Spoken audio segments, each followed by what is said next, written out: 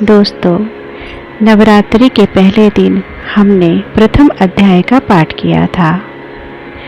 द्वितीय और तृतीय अध्याय का पाठ दूसरे दिन किया जाता है। तो आइए पहले हम द्वितीय अध्याय सुनते हैं। ओम मध्यम चरित्र के विष्णु ऋषि, महालक्ष्मी देवता, उष्णिक छंद, शाकंभरी शक्ति, दुर्गा बीज, वायु तत्व और यजुर्वेद स्वरूप है। श्री महालक्ष्मी की प्रसन्नता के लिए मध्यम चरित्र के पाठ में इसका विनियोग है।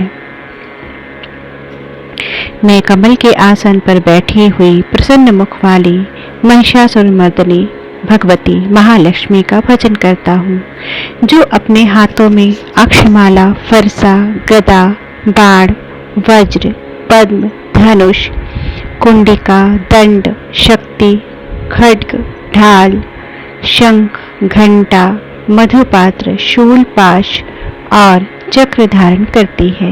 ऋषि कहते हैं, पूर्व काल में देवताओं और असुरों में पूरे 100 वर्षों तक घोर संग्राम हुआ था। उसमें असुरों का स्वामी महिषासुर था और देवताओं के नायक इंद्र थे। उस युद्ध में देवताओं की सेना महाबली असुरों से परास्त हो गई। संपूर्ण देवताओं को जीतकर महिषासुर इंद्र बन बैठा। तब पराजित देवता प्रजापति ब्रह्मा जी को आगे करके उस स्थान पर गए जहां भगवान शंकर और विष्णु विराजमान थे।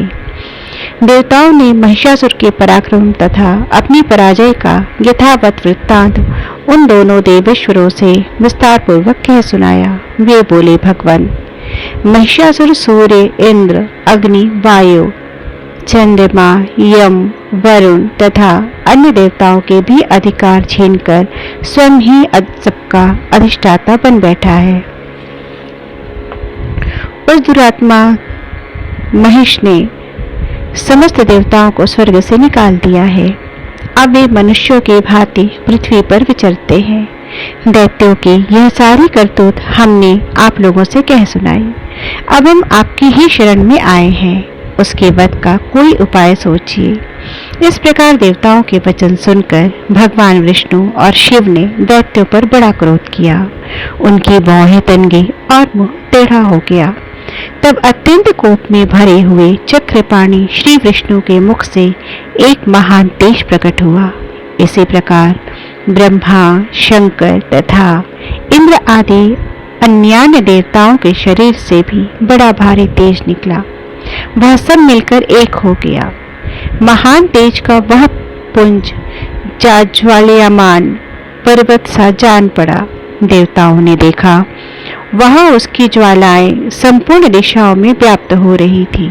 संपूर्ण देवताओं के शरीर से प्रकट हुए उस तेज की कहीं तुलना न थी।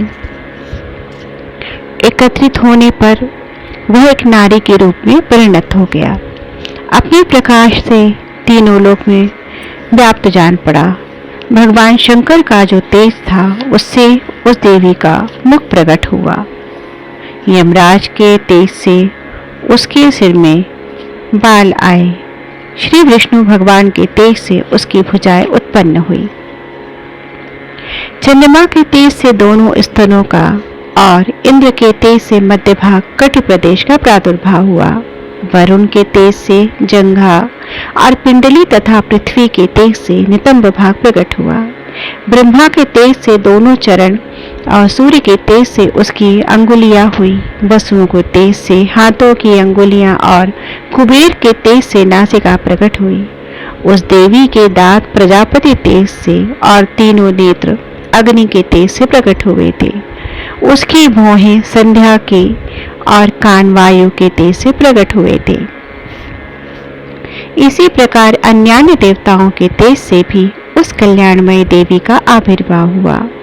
तदंतर समस्त देवताओं के तेजः पुंज से प्रकट हुई देवी को देखकर महिषासुर के सताए हुए देवता बहुत प्रसन्न हुए। पिनाकधारी भगवान शंकर ने अपने शूल से एक शूल निकाल कर उन्हें दिया। फिर भगवान विष्णु ने भी अपने चक्र से चक्र उत्पन्न करके भगवती को अर्पण किया। वरुण ने भी शंख भेंट किया। अग्नि ने उन्हें शक्ति दी और वायु ने धनुष तथा बाण से भरे हुए 2 तरकश प्रदान किए। सहस्त्र नेत्रों वाले देवराज इंद्र ने अपने वज्र से वज्र उत्पन्न कर दिया और ऐरावत हाथी से उतारकर 1 घंटा भी प्रदान किया। यमराज ने कालदंड से दंड, वरुण ने पाश, प्रजापति ने स्फटिकाक्ष की माला तथा ब्रह्मा जी ने कमंडलु भेंट किया। सूर्य ने देवी की समस्त रोमकूपों में अपनी किरणों को तेज भर दिया। काल ने उन्हें चमकती हुई धार और तलवार दी। क्षीर समुद्र ने उन्हें उज्ज्वल हार तथा कभी जीर्ण न होने वाले 2 दिव्य वस्त्र भेंट किए।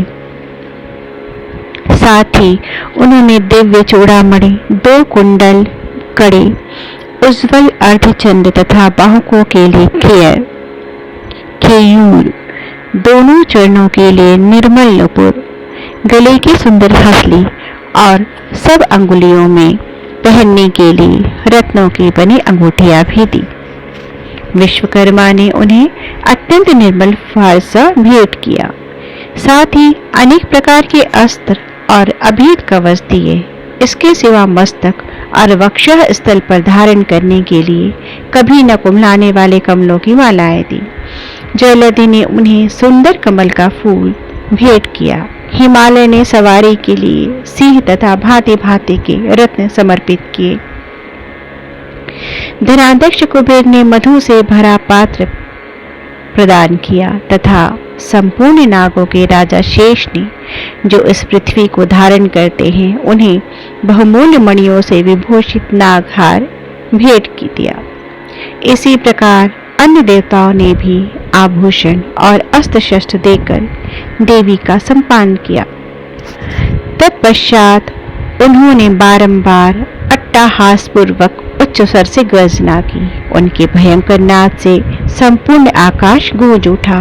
देवी का यह अत्यंत उच्च स्वर से किया हुआ सिंहनाद कहीं समा न सका।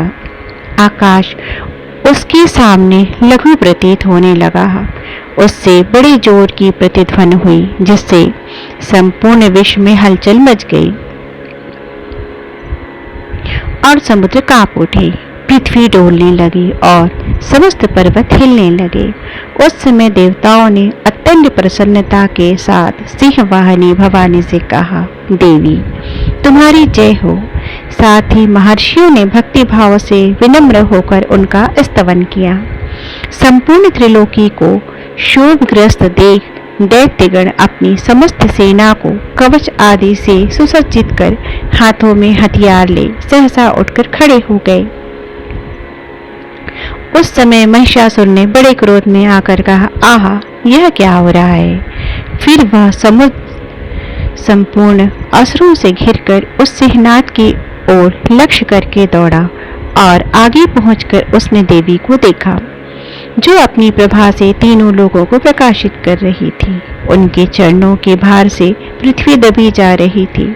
माथे के मुकुट से आकाश में रेखा से खींच रही थी तथा वे अपने धनुष के टंकार से 7 पातालों को शुद्ध किए देती थी।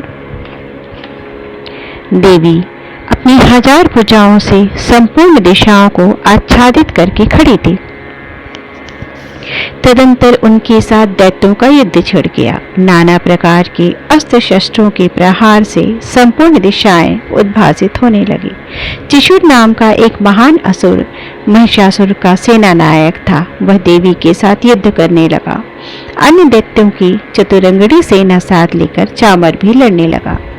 60,000 रथियों के साथ आकर उदग्र नामक महादैत्य ने लोहा लिया। 1 करोड़ रथियों को साथ लेकर महाहनु नामक दैत्य युद्ध करने लगा, जिसके रोए तलवार के समान तीखे थे। वह असिलोमा नामक महादैत्य 5 करोड़ रथी सैनिकों सहित युद्ध में आ डटा। 60 लाख रथियों से घिरा हुआ बाष्कल नामक दैत्य भी उस युद्ध भूमि में लड़ने लगा। परिवारित नामक राक्षस हाथी सवार और घुड़सवारों के अनेक दलों तथा 1 करोड़ रथियों की सेना लेकर युद्ध करने लगा। विडाल नामक दैत्य 5 अरब रथियों से घिरकर लोहा लेने लगा। इसके अतिरिक्त और भी हजारों महादैत्य रथ, हाथी और घोड़ों की सेना साथ लेकर महादेवी के साथ युद्ध करने लगे। स्वयं महिषासुर उस रणभूमि में कोटि कोटि सहस्त्र रथ, हाथी और घोड़ों की सेना से घिरा हुआ खड़ा था। वे दैत्य देवी के साथ तोमर, भिंडीपाल, शक्ति, मूसल, खड्ग, परश और पट्टिश आदि अस्त्र शस्त्रों का प्रहार करते हुए युद्ध कर रहे थे। कुछ दैत्यों ने उन पर शक्ति का प्रहार किया, कुछ लोगों ने पाश फेंके तथा कुछ दूसरे दैत्यों ने खंड प्रहार करके देवी को मार डालने का उद्योग किया। देवी ने भी क्रोध में भरकर खेल खेल में ही अपने अस्त्र शस्त्रों की वर्षा करके दैत्यों के भी समस्त अस्त्र शस्त्र काट डाले। उनके मुख पर परिश्रम या थकावट का रंच मात्र भी चिन्ह नहीं था। देवताओं और ऋषि उनकी स्तुति करते थे और वे भगवती परमेश्वरी दैत्यों के अस्त्र शस्त्रों की वर्षा करती थी। देवी का वाहन सिंह भी क्रोध में भरकर गर्दन के बालों को हिलाता हुआ असुरों की सेना में इस प्रकार विचरने लगा मानो वनों में दावानल फैल रहा हो। रणभूमि में दैत्यों के साथ युद्ध करती हुई अंबिका देवी ने जितने निश्वास छोड़े वे सभी तत्काल हैजरों गणों के रूप में प्रकट हो गए। परश, भिंडीपाल, खड्ग, पट्टिश आदि अस्त्रों द्वारा असुरों का सामना करने लगे।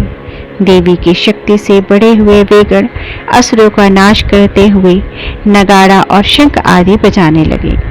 उस संग्राम महोत्सव में कितने ही गण मृदंग बजा रहे थे। तदंतर देवी ने त्रिशूल से, गदा से, शक्ति की वर्षा से और खड्ग आदि सैकड़ों महादैत्यों का संहार कर डाला। कितनों के घंटों के भयंकर नाश से मूर्छित करके मार गिराया। बहुतेरे दैत्यों को पाश से पात कर धरती पर घसीटा। कितने ही दैत्य उनकी तीखी तलवार की मार से दो दो टुकड़े हो गए। कितने की गदा से चोट घायल हो धरती पर सो गए। कितने ही मूसल की मार से अत्यंत आहत होकर रक्त वमन करने लगे। कुछ दैत्य शूल से छाटे फट जाने के कारण पृथ्वी पर ढेर हो गए। उस रणांगण में बाण समूहों की वृष्टि से कितने ही असुरों की कमर टूट गई। बाज की तरह झपटने वाले देव पीड़क दैत्यगण अपने प्राणों से हाथ धोने लगे। किन्हीं की बाहें छिन्न भिन्न हो गई, कितनों की गर्दनें कट गई। कितने ही दैत्यों के मस्तक कट कट कर गिरने लगे। कुछ लोगों के शरीर मध्य भाग में ही विदीर्ण हो गए। कितने ही महादैत्य जांघें कट जाने से पृथ्वी पर गिर पड़े। कितनों को ही देवी ने एक बाह, एक पैर और एक नेत्र वाले दो टुकड़ों में चीर डाला। कितने ही दैत्य मस्तक कट जाने पर भी गिरकर फिर उठ जाते और केवल धड़ के ही रूप में अच्छे अच्छे हथियार हाथ में ले देवी के साथ युद्ध करने लगते। दूसरे कबंध युद्धों के बाजों के लय पर नाचते थे।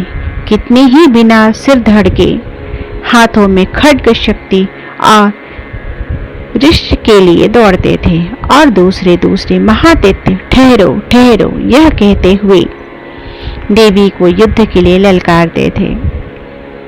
जहां वह घोर संग्राम हुआ था वहां की धरती देवी के गिराए हुए रथ, हाथी, घोड़े और असुरों की लाशों से ऐसी पट गई कि वहां चलना फिरना असंभव हो गया था। दैत्यों की सेना में हाथी, घोड़े और असुरों के शरीर से इतनी बड़ी मात्रा में रक्तपात हुआ था कि थोड़ी देर में वहां खून की बड़ी बड़ी नदियां बहने लगी। जगदम्बा ने असुरों की विशाल सेना को क्षण भर में नष्ट कर दिया, ठीक उसी तरह जैसे तृण और काठ के भारी ढेर को आग कुछ ही क्षणों में भस्म कर देती है। और वह सिंह भी गर्दन के बालों को हिला हिलाकर जोर जोर से गर्जना करता हुआ दैत्यों के शरीरों से मानो उसके प्राण चुने लेता था। वहां देवी की गणों ने भी उन महादैत्यों के साथ ऐसा युद्ध किया जिसे आकाश में खड़े हुए देवतागण उन पर बहुत संतुष्ट हुए और फूल बरसाने लगे। तो हमने द्वितीय अध्याय में देखा कि देवी का उद्गम कैसे हुआ। इस प्रकार श्री मार्कंडेय पुराण में सावर्णिक मनवंतर की कथा के अंतर्गत देवी महात्म्य में महिषासुर की सेना का वध नामक दूसरा अध्याय पूरा हुआ। तो दोस्तों, हम दूसरे दिन दूसरा अध्याय तीसरा अध्याय दोनों करते हैं, तो इसलिए मैं इसको भी साथ में ही पढ़ रही हूँ, जिससे आप दूसरे दिन अध्याय करें तो दोनों को साथ में सुन सकते हैं। जगदम्बा के श्री अंगों की कांति उदय काल के सहस्रों सूर्यों के समान है। वे लाल रंग की रेशमी साड़ी पहने हुए हैं। उनके गले में मुंडमाला शोभा पा रही है। दोनों स्तनों पर रक्त चंदन का लेप लगा है। वे अपने कर कमलों में जप मालिका, विद्या और अभय तथा वर नामक मुद्राएं धारण किए हुए हैं। 3 नेत्रों से सुशोभित मुखार विंद की बड़ी शोभा हो रही है। उनके मस्तक पर चंद्रमा के साथ ही रत्नमय मुकुट बंधा है तथा वे कमल के आसन पर विराजमान है।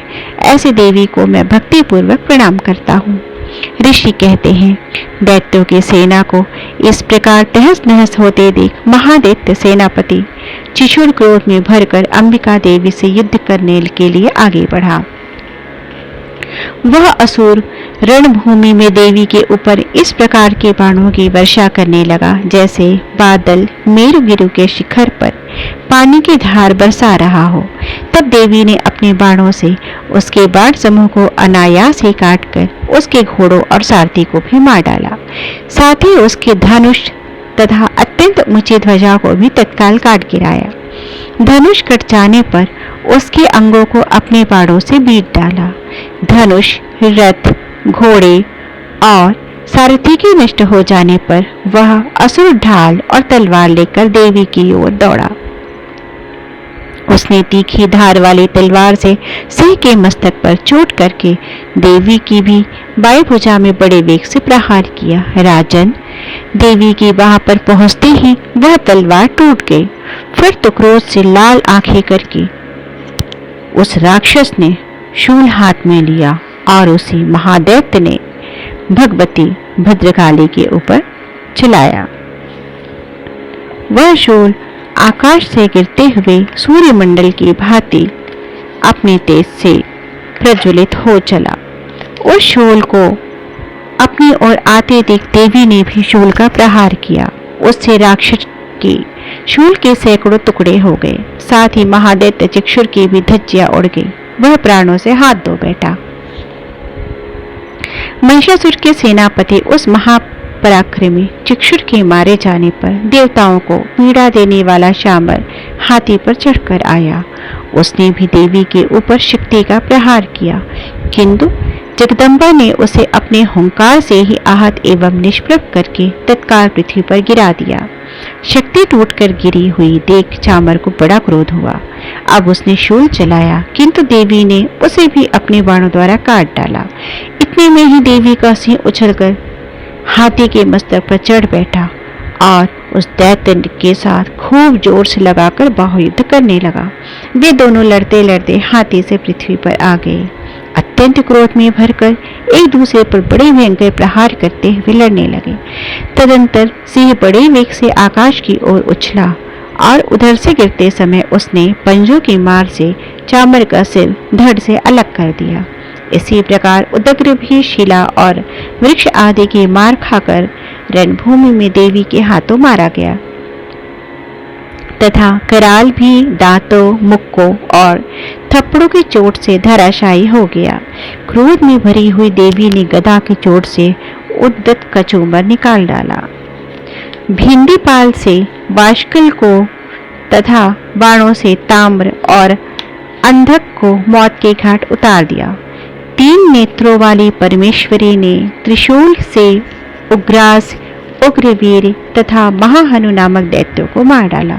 तलवार की चोट से विडाल के मस्तक को धड़ से काट गिराया। दुर्धर और दुर्मुख, इन दोनों को भी अपने बाणों से यमलोक भेज दिया। इस प्रकार अपनी सेना का संहार होता देख महिषासुर भैंसे का रूप धारण करके देवी के गढ़ों का त्रास देना आरंभ किया। किन्हीं को तूतन से मारकर, किन्हीं के ऊपर खुरों का प्रहार करके,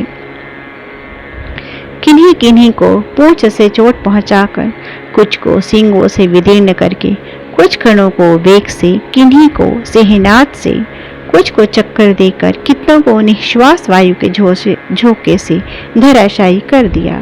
इस प्रकार गणों की सेना को गिराकर वह असुर महादेवी के सिंह को मारने के लिए झपटा।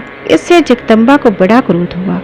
उधर महापराक्रमी महिषासुर भी क्रोध में भरकर धरती को खुरों से खोदने लगा तथा अपने सींगों से ऊंचे ऊंचे पर्वतों को उठाकर फेंकने और गरजने लगा। उसके वेग से चक्कर देने के कारण पृथ्वी शुद्ध होकर फटने लगी और उसकी पूंछ से टकराकर समुद्र सब ओर से धरती को डुबोने लगा। हिलते हुए सींगों के आघात से विदीर्ण होकर बादलों के टुकड़े टुकड़े हो गए। उसके श्वास की प्रचंड वायु के वेग से उड़े हुए सैकड़ों पर्वत आकाश से गिरने लगे। इस प्रकार क्रोध में भरे हुए उस महादैत्य को अपनी ओर आता देख चंडिका ने उसका वध करने के लिए महान क्रोध किया। उन्होंने पाश फेंककर उस महान असुर को मार लिया। उस महासंग्राम में बध जाने पर भैंसे का रूप त्याग दिया और तत्काल सिंह के रूप में प्रकट हो गया। उस अवस्था में जगदम्बा जो ही उसका मस्तक काटने के लिए उद्यत हुई, त्यों ही वह खड्गधारी पुरुष के रूप में दिखाई देने लगा। तब देवी ने तुरंत ही बाणों की वर्षा करके ढाल और तलवार के साथ उस पुरुष को भी पीट डाला। इतने में वह महान गजराज के रूप में परिणित हो गया तथा अपनी सूंड से देवी के विशाल सिंह को खींचने लगा और गरजने लगा। खींचते समय देवी ने तलवार से उसकी सूंड काट दी। तब उस महादैत्य ने पुनः भैंसे का रूप धारण कर लिया और पहले की भांति चराचर प्राणियों सहित तीनों लोगों की व्याकुल करने लगा। तब क्रोध में भरी हुई जगत माता चंडिका बारंबार उत्तम मधु का पान करने और लाल आंखें करके हंसने लगी। उधर वह बल और पराक्रम के मत से उन्मत्त हुआ राक्षस गरजने लगा और अपने सींगों से चंडी के ऊपर पर्वतों को फेंकने लगा। उस समय देवी अपने बाणों के समूहों से उसके फेंके हुए पर्वतों को चूर्ण करते हुए बोली। बोलते समय उनका मुख मधु की मत से लाल हो रहा था और वाणी लड़खड़ा रही थी। देवी ने कहा, ओ मूढ़, मैं जब तक मधु पीती हूँ, जब तक तू क्षण भर के लिए खूब गर्ज ले। मेरे हाथ से यही तेरी मृत्यु हो जाने पर अब शीघ्र ही देवता भी गर्जना करेंगे। ऋषि कहते हैं, यो कहकर देवी उछली और उस महादैत्य के ऊपर चढ़ गई। फिर अपने पैर से उसे दबाकर उन्होंने शूल से उसके कंठ में आघात किया। उनके पैर से दबा होने पर भी महिषासुर अपने मुख से अभी आधे शरीर से ही वह बाहर निकलने पाया ही था कि देवी ने अपने प्रभाव से उसे रोक दिया। आधा निकला होने पर भी उस महादैत्य देवी से युद्ध करने लगा। तब देवी ने बहुत बड़ी तलवार से उसका मस्तक काट गिराया। फिर तो हाहाकार करती हुई देवी दैत्यों की सारी सेना भाग गई और संपूर्ण देवता प्रसन्न हो गए। देवताओं ने दिव्य महर्षियों के साथ दुर्गा देवी का स्तवन किया। गंधर्वराज गाने लगे तथा अप्सराएं नृत्य करने लगे। इस प्रकार श्री मार्कंडेय पुराण में सार्वणिक मनवंतर की कथा के अंतर्गत देवी महात्म्य में महिषासुर वध नामक तीसरा अध्याय पूर्ण हुआ। बोलिए जय माता दी।